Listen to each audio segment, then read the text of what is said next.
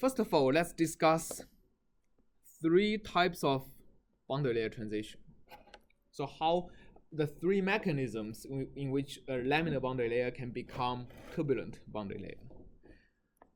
The first type is what's called a forced transition. This usually happens when the boundary layer encounters something rough. Right, so when you have a, for example, an airplane wing, and if you have a strip of non-smoothness, something like the joint of two metals that are not exactly smooth, and if the non-smoothness is not significantly thinner than the boundary layer itself, it is almost surely going to trigger a transition from laminar to turbulent boundary layers. So this is what's called a forced transition. And basically the flow is going to be laminar before that, and very shortly after the trip, there is going to be turbulence due to the vortices that comes out of these small scale roughness, and the flow is going to become turbulent, which is going to have dramatically different characteristics as laminar boundary layer.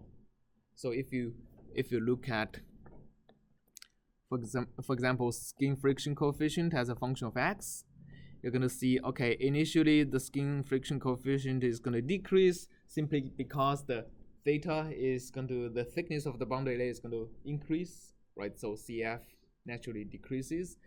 But as soon as you hit this bump, you're going to become a lot higher. So CF is going to become a lot higher, and of course afterwards CF is going to decrease again because the boundary layer has finished transitioning into turbulence, and it's also going to thicken over space.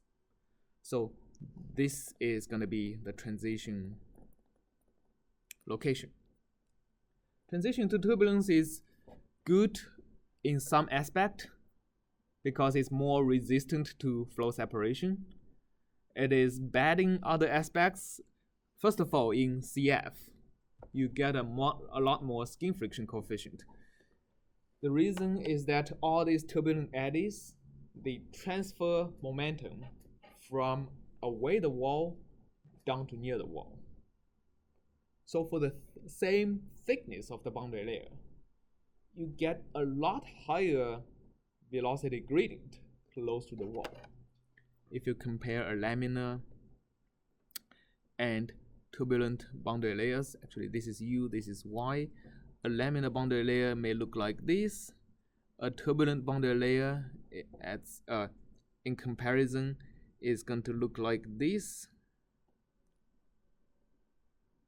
with a very sharp gradient near the wall. Okay, so although if you compute the thickness, displacement, or momentum, they are of the same order of magnitude, the turbulent boundary layer can have an order of magnitude or even more skin friction near the wall. That's because of the transfer of momentum by the small eddies from away the wall to near the wall. And these eddies not only transfer momentum, they also transfer heat if there is a temperature difference between the flow and the wall. And this is the most significant contribution, one of the most significant considerations in turbomachinery. Because in turbomachinery, after the combustor and inside the combustor, the flow temperature is higher than the melting temperature of the components themselves. And so if you look at the heat transfer coefficient, H, during transition, it will also jump by potentially an order of magnitude.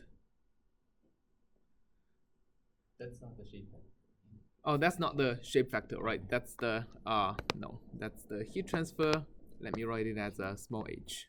Okay, so the heat transfer also jumps a lot when the flow transitions from laminar to turbulence. So that is why in turbo machinery, it is very important to predict transition, especially in the hot sections of the engine. And that's also where you're gonna see the transition is one of the toughest places to predict. So this is we have forced transition is due to geometric non-smoothness.